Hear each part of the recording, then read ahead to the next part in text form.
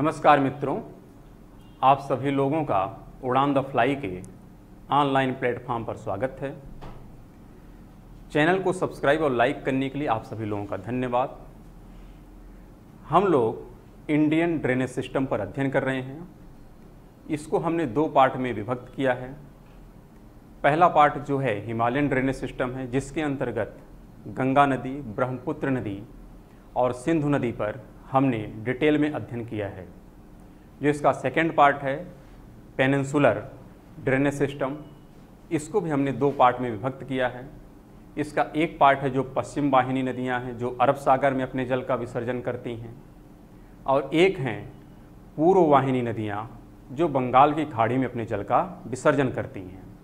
तो पश्चिम वाहिनी नदियों के अंतर्गत हमने लूनी नदी पर, माही नदी पर और नर्मदा नदी पर डिटेल में अध्ययन कर लिया है। आज का जो हमारा क्लास होगा, इसमें हम तापी नदी, फिर पेरियार, पंबा, मांडवी, जुआरी नदियों पर अध्ययन करेंगे। तो आइए देखते हैं कि इसकी कौन कौन सी सहायक नदियां हैं, या इनकी उत्पत्ति कैसे होती है, या इनका क्रम क्या है, और कौन कौन से डेवलपमेंट उन पे हुए हैं। इन सभी बिंदुओं को हम लोग डिटेल में आज डिस्कशन करते हैं। तो सबसे पहले हम तापी नदी पर एक संक्षेप में इंट्रोडक्शन लेते हैं। हम जब नर्मदा नदी पर डिस्कशन कर रहे थे तो वहाँ पर हमने आपसे बताया था कि सबसे पहले एक विंध्याचल की पहाड़ी है, और वह विंध्याचल की पहाड़ी के दक्षिण में एक नदी है जिसका नाम है नर्मदा, और नर्मदा के दक्षिण में एक पहाड़ी जिसका नाम है सतपुड़ा, और उसके भी दक्षिण में एक नदी है जिसका नाम है तापी। अगर मैप को हम ड्रा करें तो यहाँ पे आप देखेंगे विंध्याचल की पहाड़ी है, और फिर इसी के जस्ट नीचे आपकी नर्मदा नदी है, और नर्मदा नदी जहाँ से निकलती है उस पहाड़ी का नाम है सतपुड़ा। तो बीच में सतपुड़ा की रेंज आ जाती है, और इसी सतपुड़ा के पार्ट से ही एक नदी दक्षिण में है जिसका नाम है तापी या ताप्ती। तो ध्यान रखिएगा, विंध्याचल, उसके बाद नर्मदा, उसके बाद यहाँ पर है सतपुड़ा, और उसके बाद कौन सी नदी है? ताप्ती नदी है, या इसी को हम कहते हैं तापी नदी। तो यह क्रम आपको याद होना चाहिए, विंध्याचल, नर्मदा, सतपुड़ा और ताप्ती। सतपुड़ा का विस्तार काफ़ी लंबा है। इसका विस्तार 3 राज्यों में है। गुजरात में जो है उसको हम लोग राजपीपला कह देते हैं, जो मध्य प्रदेश में है उसी को हम लोग महादेव कह देते हैं, और जो छत्तीसगढ़ में उसको हम कह देते हैं मैकाल। और उसी मैकाल की एक चोटी जिसका नाम अमरकंटक है, वहीं से कौन निकलती है? नर्मदा। लेकिन इसी सतपुड़ा का जो विस्तार मध्य प्रदेश में है, वहाँ पर एक पठार है जिसका नाम है बैतुल का पठार, और उसी बैतुल के पठार से जो नदी निकलती है उसका नाम क्या है? ताप्ती नदी है या तापी नदी है। तो आपको यह चीज़ स्पष्ट हो गई होगी कि सतपुड़ा से ही नर्मदा की भी उत्पत्ति होती है, और सतपुड़ा से ही तापी नदी की भी उत्पत्ति होती है, लेकिन स्थान अलग अलग है। और यही दो नदियाँ ज़्यादातर एग्जाम में इसलिए पूछी जाती हैं क्योंकि जनरली जितनी नदियाँ यहाँ देख रहे हैं जो अरब सागर में अपने जल का विसर्जन करती हैं, वो सब पश्चिमी घाट से ही निकलती हैं। तो पश्चिमी घाट से निकल करके पश्चिम की तरफ प्रवाहित होते हुए अरब सागर में जल का विसर्जन करती हैं, कोई खास बात नहीं है। लेकिन नर्मदा और ताप्ती खास इसलिए हो जाती है कि यह पश्चिमी घाट से नहीं निकल रही है, बल्कि यह निकल रही है कहाँ से? आप देख रहे हैं, मध्य पठार से निकल रही है, और मध्य पठार से निकल करके ढाल के विपरीत दिशा में जाती है। क्योंकि पश्चिमी घाट से निकलेगी तो जाहिर सी बात है इसका एक ढाल पश्चिम होगा और एक ढाल पूर्व में होगा। तो जो पूर्व में जाएगी वो बंगाल की खाड़ी में चली जाएगी, और जो पश्चिम में हो अरब सागर में जाएगी। लेकिन नर्मदा और ताप्ती का ढाल देखेंगे है तो बंगाल की खाड़ी की तरफ, लेकिन फिर भी यह किधर जाती है? अरब सागर में जाती है। और इसके जाने के पीछे कारण क्या है कि यह भ्रंश घाटी से गुजरती है, और भ्रंश घाटी से गुजरने के कारण इसका ढाल किधर हो जा रहा है? अरब सागर की तरफ हो जा रहा है। और इसी कारण यह नदी क्या है? महत्वपूर्ण हो जाती है एग्जाम के दृष्टिकोण से। तो यह बात तो स्पष्ट हो गई होगी कि नर्मदा, ताप्ती, विंध्याचल और सतपुड़ा किस क्रम में अरेंज हैं। अब इसी से संबंधित जो और महत्वपूर्ण बिंदु हैं उसको हम लोग डिस्कस कर लेते हैं कि तापी नदी की वास्तविक उत्पत्ति कहाँ से होती है, इसकी कौन कौन सी सहायक नदियाँ हैं और इस पर कौन कौन से प्रमुख बांध बनाए गए हैं, उस पर हम लोग अध्ययन कर लेते हैं। तो सबसे पहले देख लेते हैं कि जो तापी नदी है यह सतपुड़ा के पहाड़ से ही निकलती है, लेकिन सतपुड़ा का वह सेक्शन जो मध्य प्रदेश में है वहीं पर एक पठार है, उसका नाम है बैतुल का पठार। तो बैतुल के पठार से ही निकलती है, लेकिन यहाँ पर ध्यान देना है कि जो नाम रखा गया बैतुल के पठार का, यह बैतुल जिला के आधार पर ही रखा गया है। तो यहाँ बैतुल के पठार से ही यह नदी निकलती है, लेकिन जो स्थान है उसका नाम है क्या, मुलताई। तो मुलताई से ये निकलती है और ये कहाँ पे है, बैतुल के पठार पे है, यहाँ से निकलती है। इसकी जो सहायक नदियाँ हैं उसमें हम देख रहे हैं तो पूर्णा है, गिरना है, बोरी है, पंजरा है और ओनर है। लेकिन यहाँ पर एक नाम में आपको कन्फ्यूजन हो जाएगा, जो यहाँ पे पंजरा लिखा गया है इसी से मिलता जुलता एक नाम है जिसका नाम है मंजरा। लेकिन ये जो मंजरा है यह तापी की नहीं सहायक है, बल्कि किसकी सहायक है, गोदावरी की। लेकिन जो पंजरा है यह किसकी सहायक है, ताप्ती की सहायक है। तो जहाँ पर इस प्रकार के द्वंद्व आपके सामने आएंगे, कॉन्फ्लिक्ट आएंगे, वहीं से प्रश्न पूछे जाने की संभावना ज़्यादातर रहती है। तापी की सभी नदियाँ दी जाएंगी जो इसकी सहायक हैं, लेकिन उसी में एक नाम किसका दे दिया जा सकता है, गोदावरी का। जैसे मान लीजिए आपके सामने विकल्प दे दिया जाए, ओनर है, पूर्णा है, गिरना है और दे दिया क्या नाम, मंजरा, तो आप कंफ्यूज हो जाएंगे कि मंजरा तापी की सहायक है या नहीं। तो यहाँ पर आप यह सुनिश्चित कर लीजिएगा कि मंजरा गोदावरी की सहायक है, ना कि ताप्ती की सहायक है। ताप्ती की कौन सहायक है, पंजरा। जैसे तापी में पा है उसी प्रकार पंजरा में भी है। तो आप जैसे भी है इस चीज़ को याद रखिएगा, पा से पा को मिलाइएगा और पंजरा यहाँ पे याद कर लीजिएगा।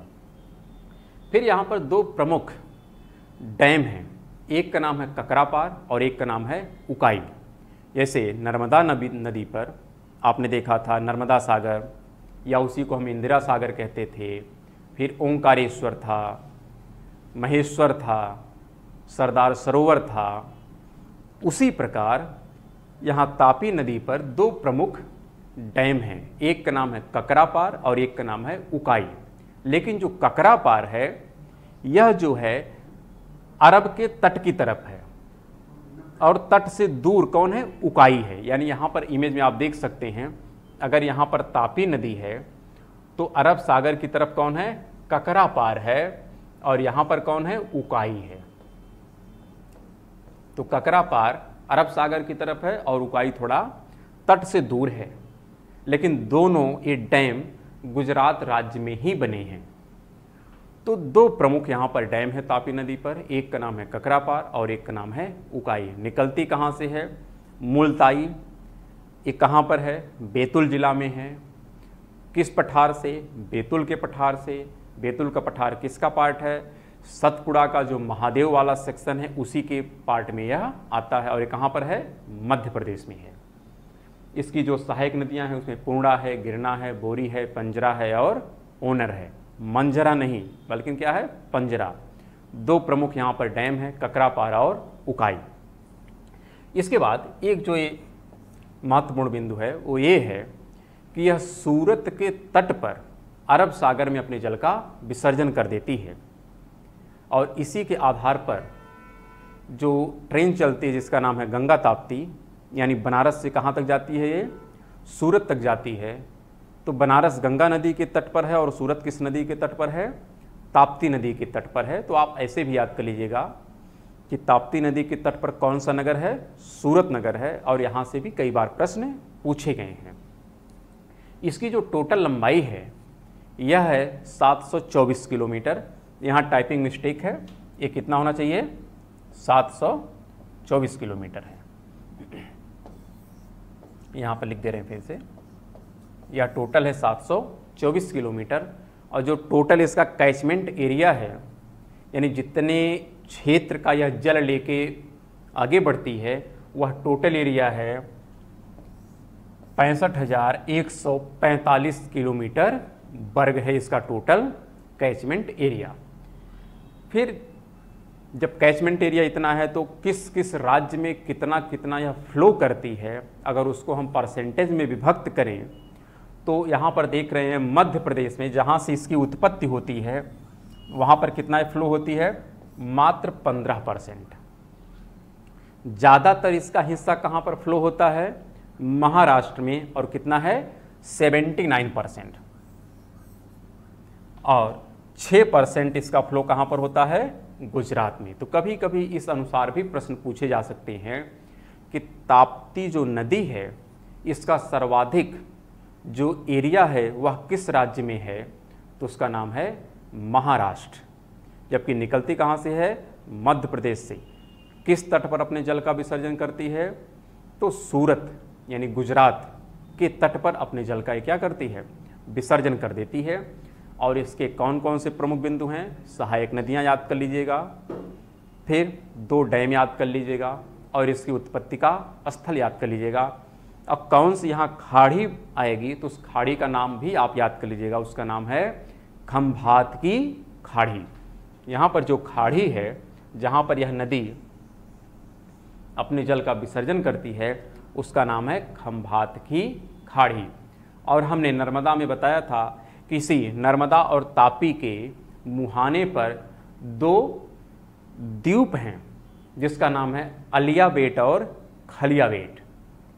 तो अलिया बेट और खलिया बेट 2 द्वीप हैं इसी नर्मदा और ताप्ती नदी के मुहाने पर। जैसे हुगली नदी के तट पर था एक गंगा सागर, और जो मेघना थी उसके तट पर था न्यू मूर आइलैंड, उसी प्रकार यहाँ पर है खलिया बेट और अलिया बेट।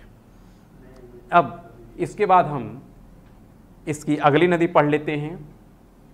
आप जब इमेज देखेंगे तो यहाँ पर सबसे पहले लूनी थी, फिर माही है, इसके बाद यहाँ पर विंध्याचल की पहाड़ी है, फिर नर्मदा नदी है। ये नर्मदा नदी भ्रंश घाटी से बहती है। फिर सतपुड़ा की पहाड़ी है, उसके बाद तापी नदी है, तापी नदी भी भ्रंश घाटी से बहती है। इसके बाद जब आप नीचे जाते हैं तो गोवा में 2 नदियां हैं, एक का नाम है मांडवी और एक का नाम है जुआरी। तो अब हम अपनी नेक्स्ट जो नदी है उस पर डिस्कशन करते हैं कि मांडवी कहाँ से निकलती है और जुआरी कहाँ से निकलती है, और इसके कौन कौन से प्रमुख बिंदु हैं। तो यहाँ पर देख लीजिए, जो मांडवी है इसी का एक नाम और है, उसे हम कहते हैं महादाई। क्या कहते हैं, महादाई। मांडवी का ही एक और नाम है जिसे हम क्या कहते हैं, महादाई नदी कहते हैं। ये कहाँ से निकलती है, अगर इसकी हम ओरिजिन, वैसे गोवा तो बहुत छोटा है लेकिन फिर भी ये निकलती कहाँ से है, अगर उसका हम स्थान देखना चाहें तो जो पश्चिमी घाट है, इसी पश्चिमी घाट में एक है हेमद बासर्म जुआरी स्थान है, हेमद बासर्म जुआरी, यहीं से यह नदी निकलती है, कर्नाटका में पड़ता है। और यह जो है नदी कर्नाटका में ही महादाई के नाम से जानी जाती है, लेकिन ज़्यादातर जो इसका फ्लो है वह कहाँ पे है, गोवा में है। वर्जिन कहाँ पर है, कर्नाटका में है, लेकिन इसका ज़्यादातर फ्लो कहाँ पे होता है, गोवा में। जैसे आपने तापी नदी को देखा कि तापी नदी निकलती तो है मध्य प्रदेश से, लेकिन उसका ज़्यादातर जो फ्लो है वो कहाँ पर है, महाराष्ट्र में है। उसी प्रकार यह महादाई नदी कर्नाटक के हेमद बासर्म जुआरी से निकलती है, लेकिन इसका ज़्यादातर फ्लो कहाँ पर होता है, गोवा में होता है। और इसीलिए यह जो नदी है गोवा और कर्नाटका के मध्य में विवाद का प्रमुख कारण है। तो इसी आधार पर इसे हम कहते हैं कि यह नदी जो है मांडवी, यह जल विवाद का कारण है। किसके किसके बीच में, कर्नाटक और गोवा के बीच में यह प्रमुख जल विवाद का कारण है। इस पर और एक बिंदु सबसे ज़्यादा महत्वपूर्ण है, और वह ये है कि इस पर एक जल प्रपात है। क्या है, एक जल प्रपात है जिसका नाम है दूध सागर जलप्रपात। क्या नाम है, दूध सागर जलप्रपात, तो कुछ लोग इस बात से कंफ्यूज हो सकते हैं कि अगर दूध सागर जलप्रपात है तो यह किस नदी पर होगा? दूधी नदी पर होगा।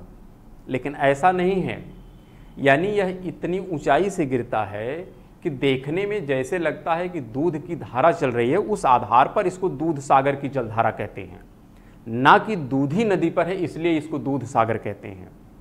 क्यों? क्योंकि जो दूधी नदी है यह आप देखिए कहाँ पर है, यह जम्मू कश्मीर में है और उत्तराखंड की एक स्थानीय नदी है। दूधी जम्मू कश्मीर और उत्तराखंड की क्या है? एक स्थानीय नदी है। लेकिन जो दूध सागर जलप्रपात है यह मांडवी नदी पर है। तो यह बात स्पष्ट हो गई होगी कि दूध सागर दूधी नदी पर नहीं है बल्कि किस पर है? मांडवी पर है। और इसी गोवा में एक और जो प्रमुख नदी है उसका नाम है जुआरी। तो जुआरी भी गोवा की प्रमुख नदी है। तो आपसे ये नदियाँ छोटी हैं लेकिन फिर भी पूछा जा सकता है कि पश्चिम वाहिनी, ये सब जो प्रश्न होते हैं ज़्यादातर कूटबद्ध होते हैं। जैसे आपसे कह देगा 5 नदियाँ दे देगा, कहेगा इनको नॉर्थ टू साउथ या साउथ टू नॉर्थ क्या करिए, अरेंज करिए, उसमें ये नाम दे सकता है। या तापी नदी की जब सहायक नदियों की बात आएगी तो उसमें हो सकता है जुआरी का नाम भी डाल दे और आप कंफ्यूज हो जाए, जैसे पंजरा, पूर्णा, गिरना, जुआरी। तो आप कंफ्यूज हो सकते हैं कि क्या जुआरी तापी की सहायक है कि यह एक स्वतंत्र नदी है। तो इस दृष्टिकोण से इन नदियों का नाम जानना जरूरी है और किस राज्य में फ्लो होती है यह भी जानना आपके लिए आवश्यक है। और कोई खास यहाँ पर वजह नहीं है कि जिस कारण इसे हम पढ़ते हैं, बस आप अरेंज कर ले जाएंगे आसानी से। और किसी नदी का, किसी भी नदी का सहायक नदी आप नहीं कहेंगे। इस बात को आप स्पष्ट कर लीजिएगा कि जुआरी किसी की सहायक नहीं है बल्कि गोवा की एक स्वतंत्र नदी है जैसे मांडवी है। इसके बाद अगर हम आगे बढ़ते हैं तो आप देखेंगे गोवा के बाद जो 2 प्रमुख नदियाँ आती हैं उसमें हम एक बात करेंगे जिसका नाम है शरावती नदी है। क्या नाम है? शरावती है। और एक का नाम है वैगई। तो शरावती और वैगई के बारे में पहले स्पष्ट कर लेते हैं क्योंकि उसी से संबंधित कुछ जलप्रपात आते हैं। तो सबसे पहले हम किसके बारे में देखते हैं? शरावती के बारे में देखते हैं, फिर वैगई के बारे में। तो यहाँ पर देखिए एक कर्नाटका की 2 नदियाँ हैं। हमने पहले ही जब पेनिनसुलर इंडिया की बात किए थे कि पेनिनसुलर की जो रिवर हैं उसमें जो पश्चिम की तरफ होती हैं उसमें कौन कौन सी नदियाँ, उनका क्रम हमने दे दिया था। उसमें हमने कहा था कि आप लूनी है, माही है, नर्मदा है, ताप्ती है, फिर गोवा में 2 हैं, मांडवी है, जुआरी है, कर्नाटका में भी 2 आती है, शरावती है और वैगई है। तो कर्नाटका में 2 नदियाँ को हमको अध्ययन करना है, लेकिन कुछ और भी नदियाँ यहाँ पर आएंगी तो उसमें कन्फ्यूजन आपको नहीं होना चाहिए, उस पर हम भी अध्ययन कर लेते हैं। तो यहाँ पर जो शरावती नदी है यह सिर्फ और सिर्फ इसलिए महत्वपूर्ण है क्योंकि इस पर एक जलप्रपात है। क्या है? एक जलप्रपात है और अपने इस जलप्रपात के कारण यह नदी काफ़ी ज़्यादा महत्वपूर्ण हो जाती है। तो यहाँ पर जो शरावती नदी है, यह शरावती नदी निकलती कहाँ से है? तो उसका नाम है शिमोग जिला। कहाँ पर है? कर्नाटक में है। वहाँ से इस नदी की उत्पत्ति होती है और इस पर जो सबसे प्रमुख जलप्रपात है उसका नाम है जोग जलप्रपात। इसको कुछ लोग जोग जलप्रपात कहते हैं, कुछ लोग इसी को सरगोप्पा जलप्रपात भी कहते हैं। क्या नाम कहते हैं? सरगोप्पा। कुछ लोग इसी का नाम महात्मा गांधी जलप्रपात भी कहते हैं। तो इसका 3 नाम है। इस बात में आप कंफ्यूज न होइएगा कि महात्मा गांधी कुछ और है क्या, या जोग कुछ और है, या सरगोप्पा कुछ और है। तीनों एक ही का नाम है और ये तीनों या एक ही है, एक का 3 रूप है और ये तीनों कहाँ पर हैं? शरावती पर है। तो शरावती नदी पर जो सबसे प्रमुख जलप्रपात है उसका नाम है जोग या सरगोप्पा या महात्मा गांधी जलप्रपात है। और यह जलप्रपात भारत का सबसे चौड़ा जलप्रपात है। क्या है? भारत का सबसे चौड़ा जलप्रपात है। चौड़ा का मतलब तो समझ रहे होंगे कि विड्थ इसकी ज़्यादा है।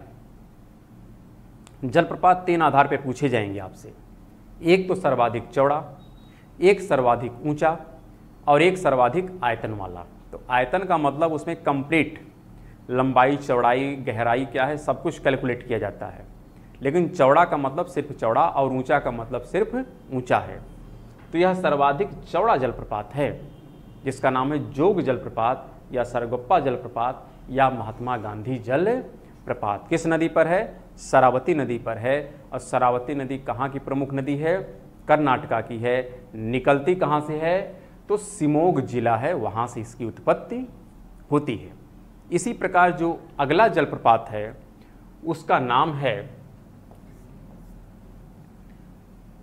यहाँ पर हमको करना था, एक है वैगई था यहाँ पे।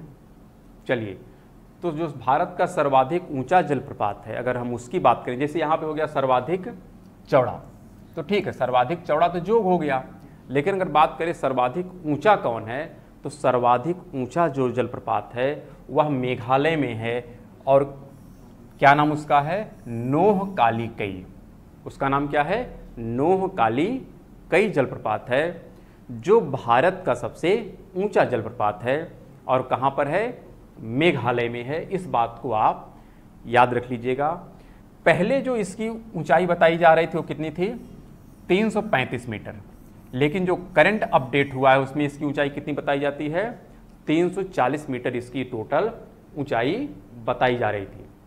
जबकि पहले जो जलप्रपात था उसका नाम था कूंचीकल। क्या नाम था? कूंचीकल। पहले भारत का सबसे ऊंचा जलप्रपात क्या था? कूंचीकल। और ये जो कूंचीकल जलप्रपात था यह किस नदी पर था? बराही नदी पर था। हमने पहले ही कहा कि कर्नाटक में 2 प्रमुख नदियां हैं, एक का नाम है शरावती और एक का नाम है बराही। क्या नाम है? बराही। तो शरावती पर तो जोग है, लेकिन बराही पे कौन है? कूंचीकल। और कूंचीकल अतीत में जो है भारत का सबसे ऊंचा जलप्रपात माना जाता था। लेकिन उसमें त्रुटि जो थी वो ये थी कि जो इसके ऊंचाई का कैलकुलेशन किया गया था वह ठीक ढंग से नहीं किया गया था। और उसमें उसका जो टोटल ऊंचाई बताई जा रही थी वह ऊंचाई बताई जा रही थी 455 मीटर। जबकि करंट अपडेट में इसकी जो टोटल ऊंचाई बताई गई वह कितना बताई गई है? 183 मीटर। इस आधार पर जो कूंचीकल है, अब यह भारत का सबसे ऊंचा जलप्रपात नहीं है, बल्कि भारत का जो सबसे ऊंचा जलप्रपात है वो कौन है? तो यह है नोह काली कई। और ये कहाँ पर है? मेघालय में है। तो यह बात आप स्पष्ट किए रखिएगा। वर्तमान में कूंचीकल की कितनी ऊंचाई है? 183 मीटर। और किस नदी पर है कूंचीकल? बराही पर है। तो बराही नदी को इसीलिए याद करना है क्योंकि इस पर कौन सा जलप्रपात है? कूंचीकल। और कूंचीकल चर्चा में क्यों है? क्योंकि पहले ये भारत का सबसे ऊंचा जलप्रपात था, जबकि वर्तमान में इससे यह जो उपाधि थी वह छीन ली गई। अब यह उपाधि किसको दे दी गई है? नोह काली कई जलप्रपात को दे दिया गया है, जो कहाँ पर है? मेघालय में है। और मेघालय में ही भारत का दूसरा भी सबसे ऊंचा जलप्रपात उपस्थित है।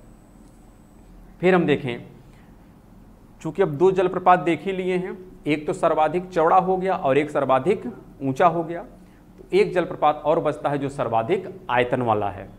लेकिन ध्यान रखिएगा, ये जो सर्वाधिक आयतन वाला है उसका नाम है शिव समुद्रम। क्या नाम है? शिव समुद्रम। यानी 3 जलप्रपात, एक सर्वाधिक चौड़ा, एक सर्वाधिक ऊंचा और एक सर्वाधिक आयतन वाला। तो जो सर्वाधिक आयतन वाला है उसका नाम है शिव समुद्रम जल प्रपात। और यह किस नदी पर है? यह आप देखेंगे तो कावेरी नदी पर है। किस पर है? शिव समुद्रम कावेरी नदी पर है। तो जबकि यह कावेरी नदी, ध्यान रखिएगा, यह बंगाल की खाड़ी में अपने जल का विसर्जन कर रही है, जबकि हम लोग कौन सी नदी पढ़ रहे हैं कि जो अरब सागर में अपने जल का विसर्जन कर रही है। लेकिन बीच में इस नदी को इंट्रोड्यूस करने के पीछे सिर्फ और सिर्फ मेरा मकसद इतना है कि यदि आपने 2 जलप्रपात पढ़ लिया तो तीसरा जलप्रपात भी पढ़ लीजिए कि सारे जलप्रपात एक जगह हो जाए। तो बात तो ठीक है, जबकि यह कावेरी नदी कहाँ पर जाएगी? बंगाल की खाड़ी में जाएगी। जब हम जो प्रायद्वीपीय भारत की नदियाँ का जो पूर्व वाहिनी वाला हम पढ़ेंगे तो उसमें हम शरावती को, कावेरी को फिर से पढ़ेंगे, लेकिन अभी यहाँ पर इसलिए नाम आ गया क्योंकि भारत का सर्वाधिक चौड़ा हो गया, सर्वाधिक ऊंचा हो गया, तो सर्वाधिक आयतन वाला भी देख लें। तो सर्वाधिक आयतन किसका है? शिव समुद्रम का है। और यह किस नदी पर है? कावेरी नदी पर है। जबकि कावेरी नदी किधर अपने जल का विसर्जन करेगी? बंगाल की खाड़ी में अपने जल का विसर्जन करेगी। और क्या खास बात है यहाँ पर? जब आ गया कि सर्वाधिक ऊंचा जलप्रपात, सर्वाधिक चौड़ा जलप्रपात, सर्वाधिक आयतन वाला, तो अगर हम विश्व में बात करें कि विश्व का सर्वाधिक ऊंचा जलप्रपात कौन सा है, तो उसका नाम है एंजल जलप्रपात। क्या नाम है? एंजल जलप्रपात।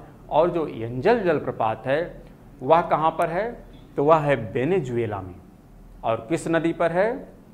तो वहाँ पर आपको नाम मिल जाएगा, करोनी नदी है। और करोनी नदी किसकी सहायक है? ओरिनीको की। तो यहाँ पर आप देखिएगा जो एंजल जलप्रपात है यह विश्व का सबसे ऊंचा जलप्रपात है। और किस नदी पर है? करोनी नदी पर है। और यह करोनी नदी किसकी सहायक है? तो ओरिनीको की सहायक नदी है। और यह कहाँ पर है? तो दक्षिणी अमेरिका जो कॉन्टिनेंट है वहाँ पे एक देश है, उसका नाम है वेनेजुएला। उस वेनेजुएला में यह जलप्रपात देखने को मिलता है। उसके बाद अगर हम बात करें कि भारत का एक नियाग्रा जलप्रपात है, चूंकि जलप्रपात की बात हो रही है इसलिए सारे जलप्रपात एक साथ देख ले रहे हैं। तो यहाँ पर जो नियाग्रा जलप्रपात है यह चित्रकूट में है। कहाँ पर है? चित्रकूट में है। और यह छत्तीसगढ़ राज्य के बस्तर जिला में जगदलपुर के पास, किसके पास? जगदलपुर के पास यह स्थान है। किस नदी पर है? तो उसका नाम है इंद्रावती। क्या नाम है? इंद्रावती। और यह इंद्रावती नदी है, यह किसकी सहायक है?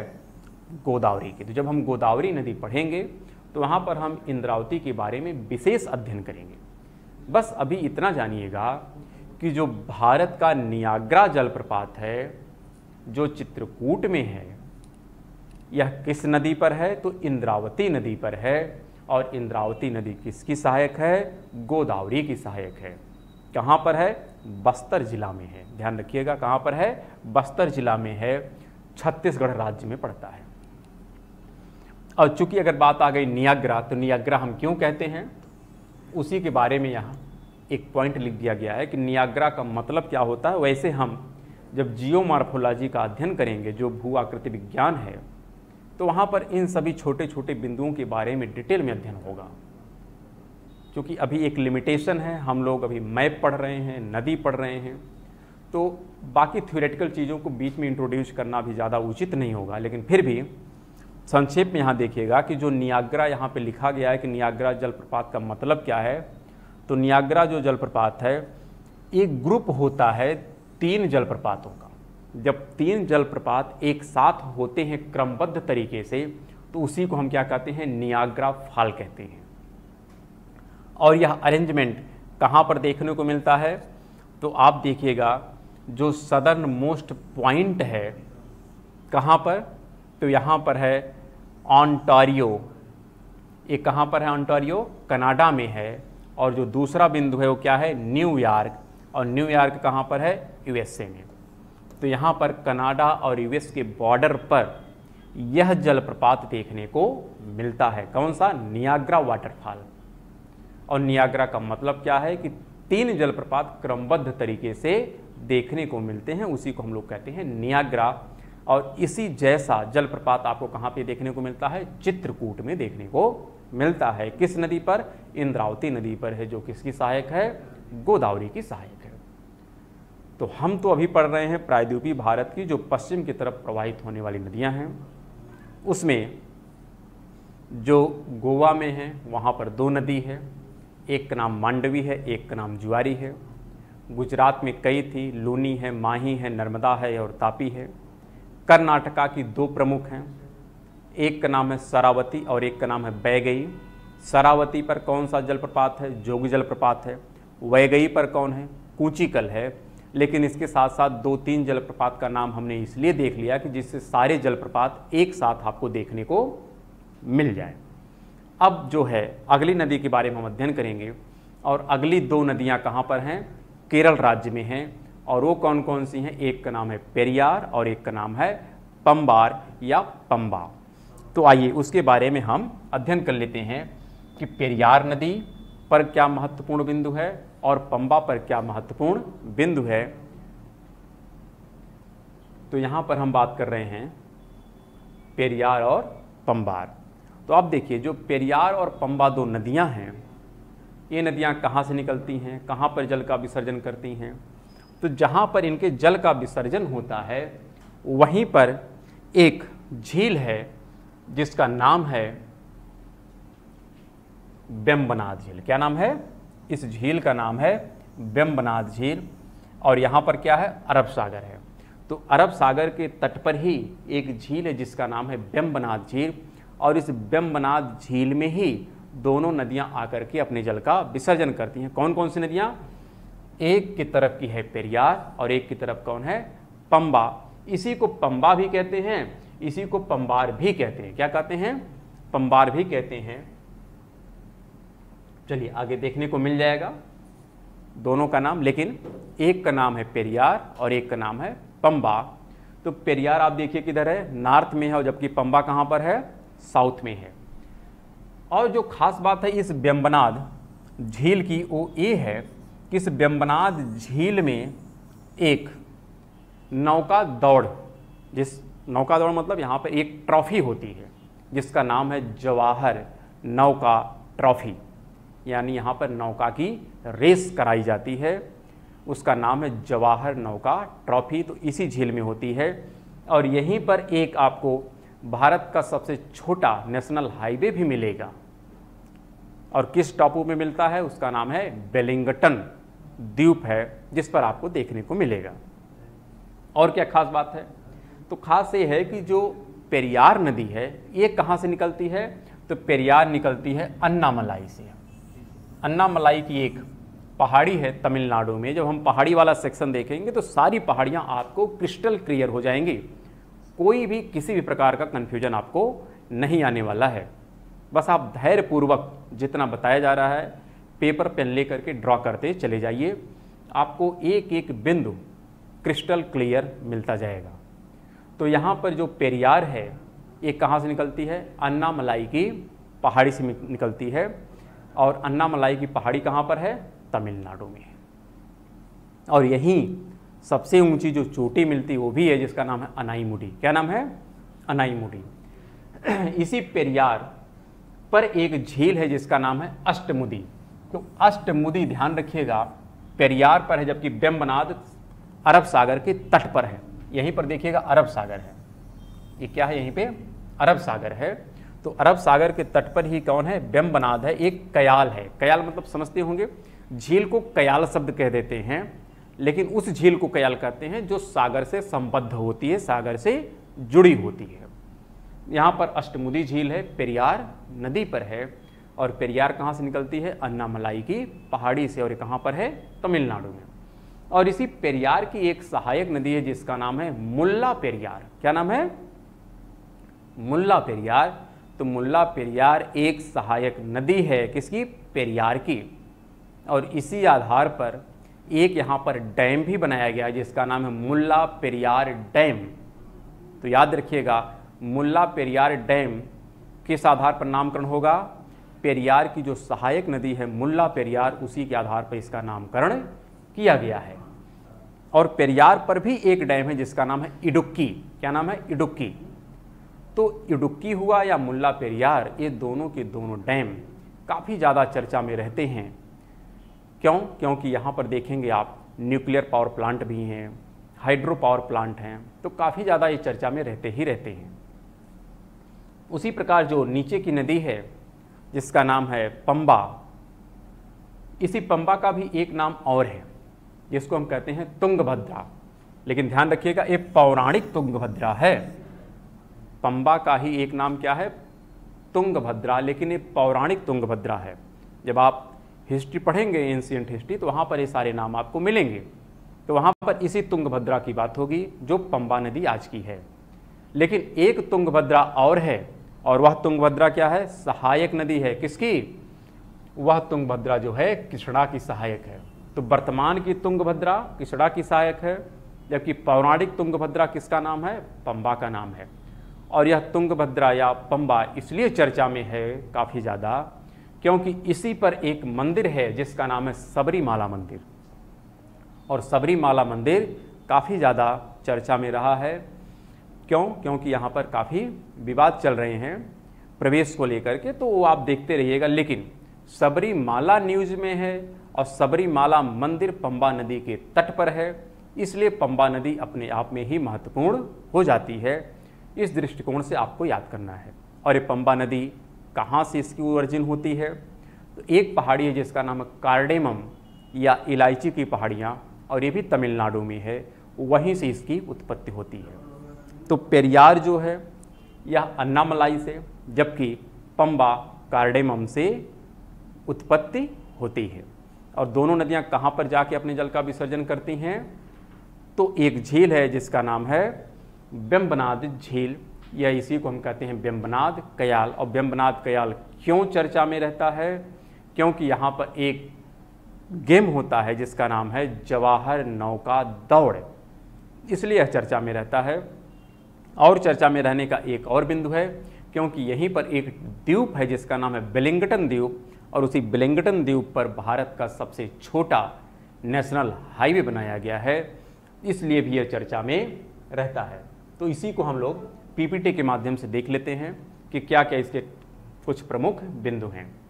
तो सबसे पहला यही है कि पेरियार नदी अन्नामलाई पहाड़ी से निकलती है और वेम्बनाद झील में अपने जल का विसर्जन करती है। अपनी नहीं बल्कि अपने जल का होगा, ये भी टाइपिंग मिस्टेक ही है। तो यहाँ पर होगा अपने जल का विसर्जन करती है। फिर यहाँ पर है कि वेम्बनाद झील में एक दौड़ होती है या एक ट्रॉफी है जिसका नाम है नौका। तो यहाँ पर ये शब्द क्या है? नौका है। नौका ट्रॉफी का आयोजन किया जाता है किसमें? इसी वेम्बनाद झील में, जहाँ पर पेरियार और पंबा अपने जल का क्या करती हैं? विसर्जन करती हैं। फिर है कि इसी झील के मध्य में, यानी वेम्बनाद झील के मध्य में ही एक द्वीप है जिसका नाम है वेलिंगटन द्वीप समूह, और इसी द्वीप समूह पर भारत का सबसे छोटा नेशनल हाईवे है, राष्ट्रीय राजमार्ग है, जिसका क्रम अगर देखा जाए तो वह है नेशनल हाईवे 47A। तो कहाँ पर है? वेम्बनाद झील के अंदर उपस्थित वेलिंगटन द्वीप पर है। फिर है कि इसी पेरियार नदी पर दो डैम हैं, एक का नाम है इडुक्की और एक का नाम है मुल्ला पेरियार। तो इडुक्की मुख्य पेरियार नदी पर है, जबकि मुल्ला पेरियार पेरियार की सहायक मुल्ला पेरियार नदी पर बनाया गया है। तो दो प्रमुख यहाँ पर डैम है, एक का नाम है इडुक्की और एक का नाम है मुल्ला पेरियार। ये दोनों कहाँ पर हैं? केरला में हैं, यानी ये दोनों नदियाँ केरला की प्रमुख नदियाँ हैं, पेरियार और पंबा। जबकि शरावती और वैगई कर्नाटका में है, मांडवी और जुआरी गोवा में हैं। फिर आप बात करें गुजरात में, तो गुजरात में लूनी है, माही है, तापी है और नर्मदा है। यहाँ पर एक बात है कि जो अष्टमुदी झील है यह पेरियार पर है। कहाँ पर है? पेरियार नदी पर है। और यहीं पर दो नदी और है, एक का नाम है भरतपुझा। ये क्यों महत्वपूर्ण है अभी स्पष्ट हो जाएगा। एक का नाम है भरतपुझा और एक का नाम है पुंजपुझा। तो भरतपुझा जो है यह कहाँ से निकलती है? अन्नामलाई की पहाड़ी से। अन्नामलाई की पहाड़ी वही है जहाँ से कौन सी नदी निकलती है? पेरियार निकलती है। वहीं से एक नदी और निकलती है जिसका नाम है भरतपुझा। और कहाँ पर ये गिर जाती है? लक्षद्वीप सागर में क्या करती है? अपने जल का विसर्जन कर देती है, यानी केरल के ही तट पर अरब सागर में अपने जल का विसर्जन कर देती है। और दूसरी नदी उसका नाम है भरतपुझा, यह भी केरल की एक प्रमुख नदी है। और इन्हीं हमने क्या कहा कि ये दोनों नदियाँ क्यों हम पढ़ रहे हैं? सिर्फ इसलिए पढ़ रहे हैं क्योंकि यहीं पर एक बैली है जिसकी विविधता काफ़ी ज़्यादा है, उसका नाम है साइलेंट वैली। तो अगर पूछा जाए कि साइलेंट वैली कहाँ पर है, तो दो नदियाँ हैं, एक का नाम है भरतपुझा और एक का नाम है पुंजपुझा। इन्हीं दोनों नदियों के तट पर जो वैली है उसका नाम है साइलेंट वैली, और साइलेंट वैली काफ़ी ज़्यादा जैव विविधता को अपने अंदर समेटे हुए है, इसलिए यह काफ़ी ज़्यादा चर्चा में रहती है। और इसी से संबंधित जो पंबा नदी है, वह पंबा नदी ये है कि पंबा नदी कहाँ से निकलती है, कार्डेमम या इलायची के पहाड़ी से निकलती है, और इसकी जो हम कह सकते हैं कहाँ पर अपने जल का विसर्जन करती है, तो वेम्बनाथ झील में करती है। तो इसी के साथ हम आज की क्लास को समाप्त करते हैं, और फिर हम अगले क्लास में डिस्कशन करेंगे कि जो प्रायद्वीपीय भारत की पूर्व की तरफ प्रवाहित होने वाली नदियां हैं उस पर हम लोग अध्ययन करेंगे। उस पर भी जहां तक उम्मीद है कि 2 वीडियो हमें बनानी पड़ेगी, जिसमें हम लोग स्वर्ण रेखा है, बैतरणी है, ब्राह्मणी है, महानदी है, गोदावरी है, कृष्णा है, पेन्नर है, और फिर हम देखें तो वैगई एक ताम्रपर्णी नदी है। इन सभी नदियों का हम क्या करेंगे, क्रमवार अध्ययन करेंगे। तो ठीक है, हम मिलते हैं नेक्स्ट वीडियो में। तब तक के लिए नमस्कार, धन्यवाद।